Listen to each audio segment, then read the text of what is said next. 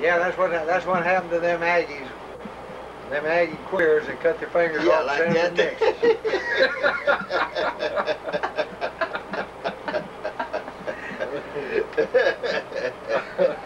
You got enough of this? Oh, Lord. You got enough of this? No, I can't. All I can say is, we must have got a bunch of good football players out of Texas, out of A&M.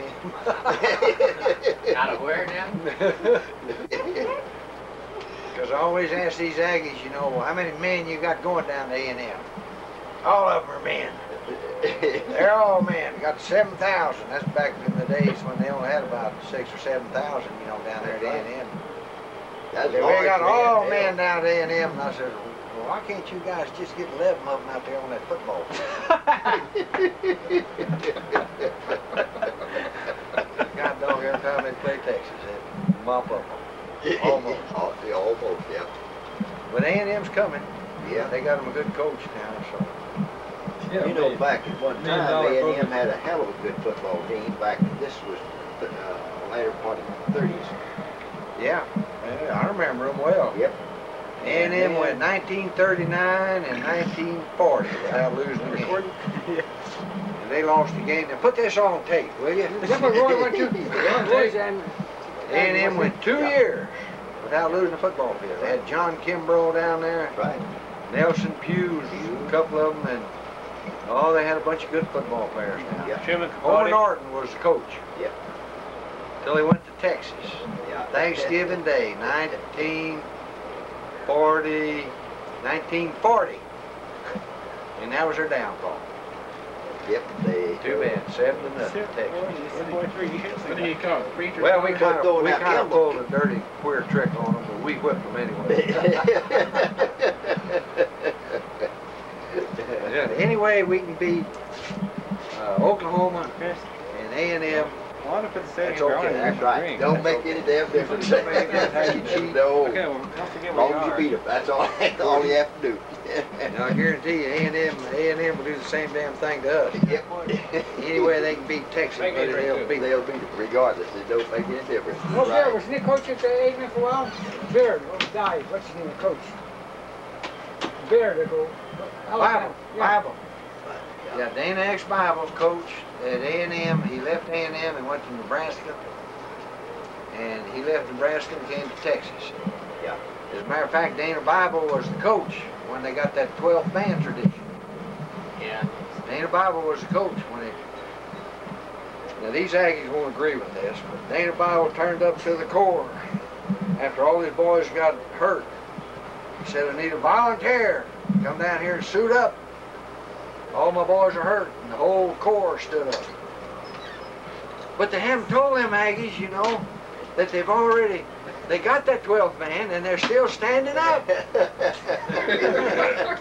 They're still standing up. They got the 12th man. Johnson, where's my drink? What? You stupid idiot. Whenever you get through recording, I'll get you one. Down the cameraman. You ever go to a Texas A&M football game, you better not sit behind the A&M fans, because if you do, buddy, you're going to stand up for the whole football game.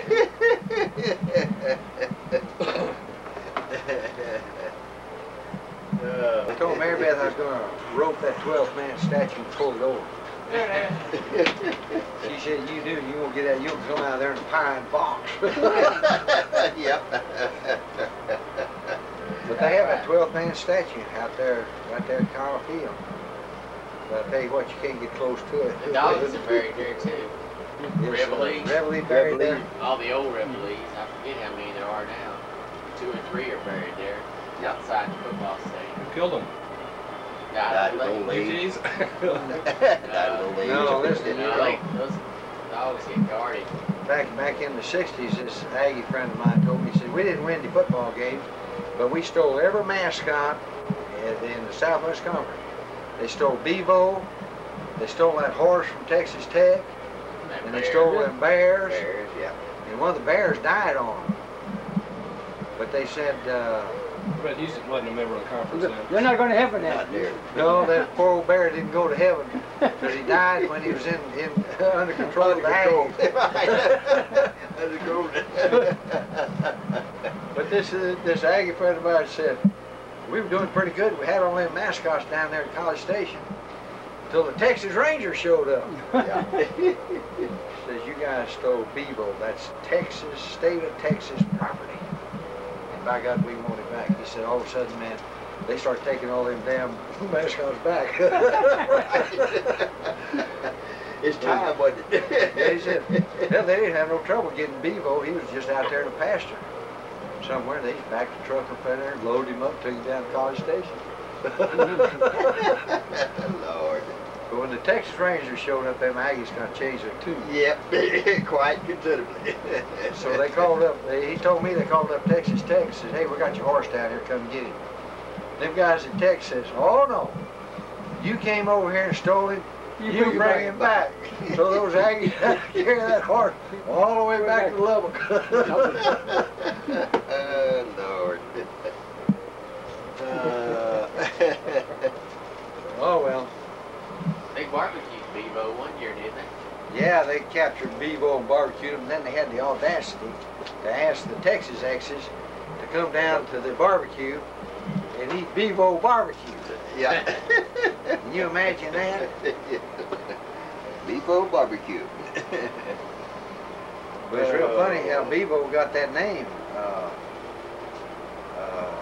We had this old raunchy old steer down there. This is back in the 20s. And A&M beat Texas that year, 13-0. And they captured Bevo and they branded him, 13-0.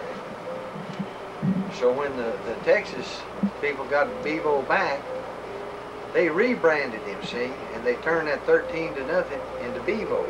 That's how Bevo got his name. They made that 13 into a B-V-O, Bevo. So A&M is really responsible for Texas having that name Bevo for a mascot. Oh well, that's the old days. They go on forever. Yep. A&M will never be the same since they let in the. Maybe that's not here. Since they let in the women and the niggers. Right, women and niggers.